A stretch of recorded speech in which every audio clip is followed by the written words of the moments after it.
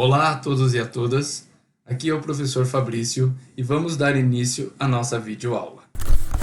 As avaliações físicas para o judô. As avaliações constituem uma das principais fases do processo de treinamento. Gente, percebam assim, nós temos os tipos de treinamento, né? Físico, técnico, tático e psicológico. No que diz respeito ao treinamento físico, não são só os exercícios que promovam a melhora das capacidades físicas para a modalidade. É preciso também saber como está o meu atleta, em que nível que ele se encontra, qual é o objetivo, aonde eu quero chegar com ele, ou aonde ele quer chegar, não é?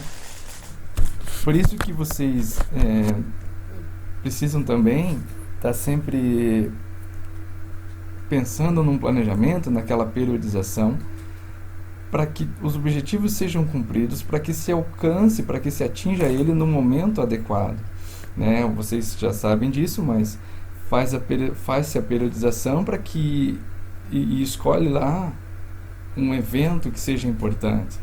O importante vai ser o atleta lutar o campeonato brasileiro, que será, sei lá, no final do ano. Então, como relacionar as semanas para que esse treinamento, quando chegue no final do ano, ele esteja no melhor da sua forma, no melhor das suas condições para disputar esse campeonato e obter o resultado esperado de tanto treinamento. Mas para isso não deve se deixar de fora um dos pontos mais importantes desse treinamento, que é são justamente as avaliações físicas, não é? As avaliações, como diz aqui, é possível verificar que as condições do atleta, as condições iniciais do atleta, ou seja, da onde estou partindo, como ele está. Então, vai se fazer uma série de questionamentos para saber da onde eu estou partindo, com quem eu estou partindo e da onde eu estou partindo. Qual é o meu ponto inicial para que seja feitas as prescrições adequadas para as melhoras daquelas condições onde o atleta encontra-se em dificuldade ou em menor condição. Qual é a distância do estado desejado? Analisar o quanto eu estou longe ou quanto eu preciso trabalhar com esse atleta para atingir o objetivo, para deixá-lo pronto para aquele evento principal.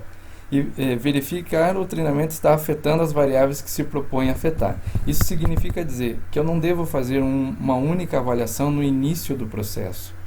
Eu tenho que calcular avaliações a cada período, a cada 3 meses, dependendo da periodização, lógico, dependendo de quando será o evento. Calcular quantas avaliações vão ser necessárias fazer. Pensar nessas avaliações dentro desse período de treinamento do atleta, dessa periodização. Ou seja, não se faz uma única avaliação. Tem que se fazer avaliações constantemente. A escolha dos testes. Perdão. A seguir, níveis aceitáveis de objetividade,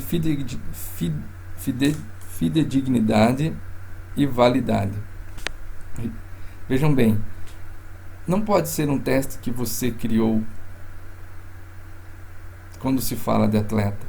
Você pode até criar um teste, fazer estudos sobre ele e tentar validar, torná-lo fidedigno, ou seja, digno de fé. Ou seja, é um teste que já foi elaborado, já foi realizado, já foi comprovado, já teve contraprova, já teve um processo enorme e longo para que esse teste seja tido como um teste válido para determinada condição, determinada valência física. Isso então, gente, significa dizer assim, a escolha dos testes tem que ser testes que realmente estejam comprovados a sua eficácia para aquela valência física, para aquela condição fisiológica. Tá ok? Então, temos uma gama de testes, vários testes. Eu vou citar alguns aqui. Vocês podem ter outros que vocês acreditam ser até melhores e mais eficientes. E é claro, até antes que eu esqueça, para que se faça uma avaliação, existem algumas condições, mas é necessário que se determine um tempo. Você não consegue fazer uma avaliação, muitas vezes não consegue verificar todos os quesitos avaliados numa única sessão, ou vai levar um longo tempo. Então tem que ser calculado isso também, para que o atleta não perca tempo no treinamento, ou vocês não desperdicem o tempo do atleta, embora seja extremamente necessária a avaliação, e que também não exponha o atleta. Faz a avaliação, que ela é desgastante, e mais treino. Isso pode inclusive até mascarar resultado de treino, de avaliação. Facilidade de aplicação e economia. Então vejam bem, é necessário ter os equipamentos, ou pelo menos o local que tenha esses equipamentos. Por isso que existem alguns testes que não têm a necessidade de equipamento, porém eles são fidedignos e são válidos. Então há necessidade de fazer escolha de testes que também ajudem vocês, que vocês também possam, enquanto preparadores físicos e nesse momento avaliadores, que também não façam vocês se desgastarem ao ponto de até mesmo gastarem financeiramente, muito embora todo investimento seja importante, mas tem momentos e momentos para isso, e de repente não vão conseguir. Então existem inúmeros testes que não necessitam de equipamentos muito... É claro que se nós falarmos do alto nível, os atletas olímpicos, eles têm os centros de treinamentos onde tem os preparadores físicos, que tem as salas de avaliações. Mas enquanto estivermos trabalhando aqui no nível sim estadual ou nacional, sem aquele reconhecimento ainda, vale o que vocês tiverem para ajudar nas avaliações, tá ok? Um dos testes mais comuns de ser usado para atestar a potência aeróbia, né, através do volume de oxigênio máximo, é o famoso teste de Cooper, né? Olha lá, material, pista de corrida demarcada a cada 10 metros, cronometrado e material para anotação. Vocês já devem com certeza ter conhecimento desse teste, mas é um dos testes que se usa no judô. Ok? Objetivo, tentar percorrer a maior distância possível em 12 metros. Tá certo? Então nós temos locais aqui já demarcados, como o próprio parque ambiental, muito embora ele sempre, agora no atual momento não, mas ele sempre tem bastante gente. Quem sabe escolher um horário que não tenha tantas pessoas, lá é marcado em 1 quilômetro, não é? E dá para fazer lá, ou numa pista de atletismo, ok? Porém é um teste muito bom de se fazer, e vale a pena, e o gasto é mínimo. Você precisa de um cronômetro e, lógico, o material de anotação. Ok? Vocês conhecem já o protocolo do teste, né? É só uma menção mencionando ele aqui. Tá? Aqui nós temos um teste que é o teste de Wingate. Ele já exige, né, esse aparelho, essa bicicleta de Wingate, e ele é para membros superiores. Você pode ter o mesmo teste para membros inferiores, okay? Mas como no caso do judô, como nós vimos na fisiologia, que a maior solicitação do judô, enquanto grupos musculares, é de tronco e membros superiores, esse teste é extremamente válido, e ele é feito principalmente nas grandes equipes, justamente para avaliar como estão as condições dos membros superiores dos atletas de judô. Então, pedalar o maior número de vezes, contra a resistência fixa da bicicleta. Então ela funciona mais ou menos como uma bicicleta ergométrica, não é? Tanto é que em alguns lugares, como uma forma assim, de digamos assim, uma adaptação livre do teste, levanta-se a bicicleta ergométrica e faz o atleta fazer na bicicleta. Então coloca ela num nível onde ele possa ficar sentado e rodar com as mãos, e vai fazer, porque você pode calcular o tempo com a bicicleta ergométrica ali, né, desde que seja aquelas bicicletas que possam calcular ali o tempo, e ele fazer a movimentação, rodar, pedalar com as mãos na bicicleta ergométrica, que vai estar colocada acima. Objetivo: gerar maior potência nesse período. Ocorrerá aos 10 segundos. Então a ideia é pedalar o maior número de vezes contra a resistência em 30 segundos. A energia para esta atividade vem do ATP-CP, ou seja, como visto anteriormente, é a energia primária do judô, é a glicose muscular, é o que o judoca vai utilizar como a primeira fonte de energia para efetivar os seus movimentos, seus golpes. Então esse teste é bastante válido, porém ele não tem só ele para avaliar, né? Mas uma gambiarra, vamos dizer assim, uma adaptação interessante pode ser a elevação da bicicleta ergométrica, pode ajudar, desde que tenha segurança, não é? Desde que seja feito de uma maneira segura para o atleta, para que ele não venha, enfim, se lesionar e derrubar a bicicleta e tudo mais. Esse é um equipamento próprio para isso. Dinamometria, né? Avaliação da força isométrica. Lembrando, a força isométrica é a principal força no judô. Não que não existam as outras, a força dinâmica das suas diversas formas.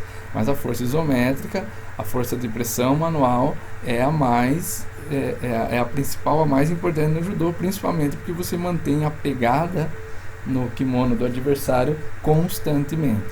Então, teste de pressão manual, usa-se o dinamômetro. Esse aqui é um exemplo de dinamômetro que nós temos na faculdade, né? Ali anteriormente nós temos uma bicicleta também, mas aquela não é para membros superiores. Mas voltando, nós temos esse dinamômetro aqui na faculdade. O atleta deverá ficar em pé, braço estendido ao lado do corpo, e realizará a pressão mais forte possível, não é? E ele vai, essa ponteiro preto vai rodar e vai levar o vermelho, o dourado, até o ponto em que se pode precisar e calcular a pressão que ele fez ao pressionar o aparelho dinamômetro. Tá ok? Aqui a avaliação da força dinâmica é o teste de uma repetição, ou seja, a força dinâmica, o trabalho da força em movimento, com carga máxima. Vocês também já devem ter visto o teste de um RM.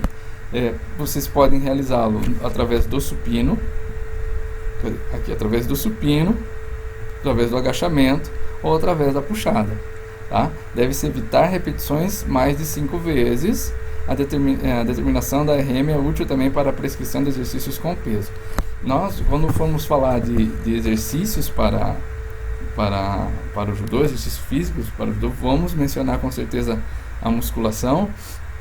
Então esse tipo de teste vai poder contribuir para isso, para se calcular, para que você não ponha peso a menos, né, carga menor do que o atleta pode. Claro, vai depender do tipo de a escolha do protocolo de exercício que vocês vão realizar para esse atleta, mas também muito menos por carga a mais, que também pode prejudicar esse atleta, certo? Lógico, não podemos deixar de fora as avaliações somatotipológicas, né? E gordura e composição corporal é extremamente necessário. Lembrando que a mesomorfia é o ideal, né, para o judô, é o caráter somatotipológico mais importante.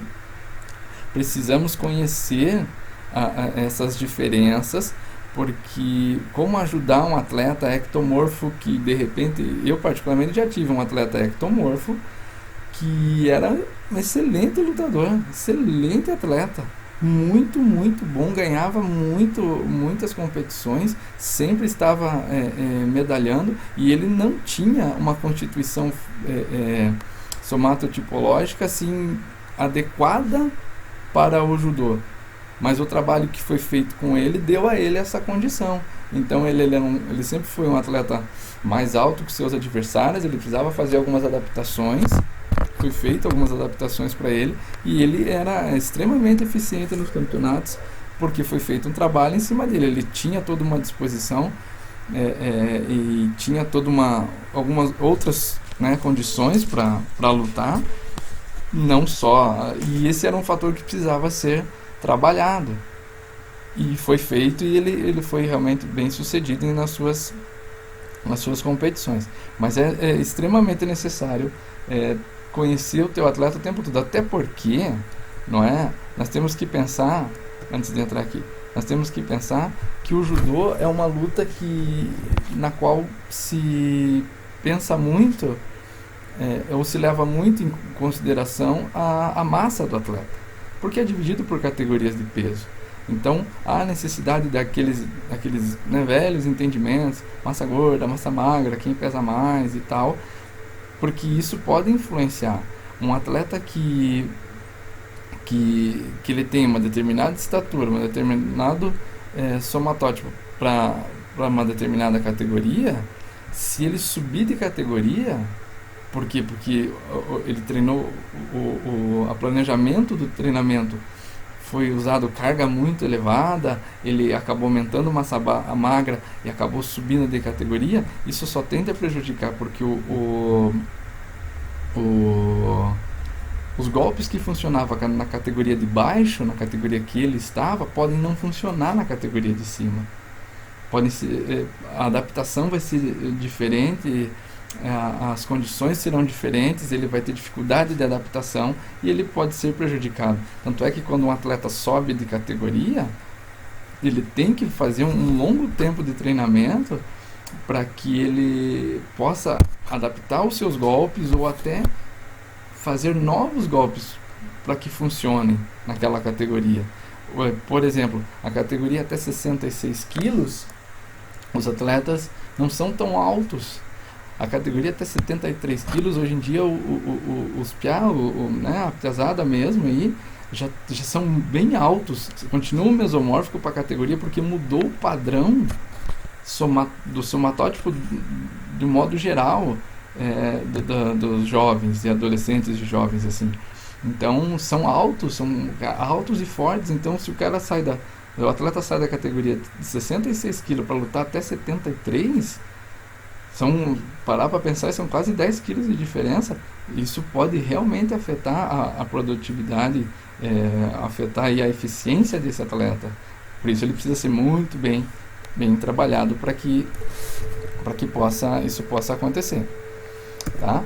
Então, lógico, as medidas básicas, não é a estatura, a massa, né, em quilograma, a estatura, né? Você pode usar o estadiômetro para a estatura, você pode usar outros recursos como a fita métrica. Aqui uma balança comum, desde que ela seja bem aferida, desde que ela esteja bem regulada, não é? E se for aquelas digitais, a pilha tem que estar boa, tem que estar nova, porque senão pode alterar. O que eu costumo falar para os meus atletas é que eles, em relação ao peso, quando a gente não pode estar, não tá ali com a balança direta com eles, porque eles não treinam todo dia, de repente fala para eles, passem em 3 farmácias, pesem. É claro que isso não é algo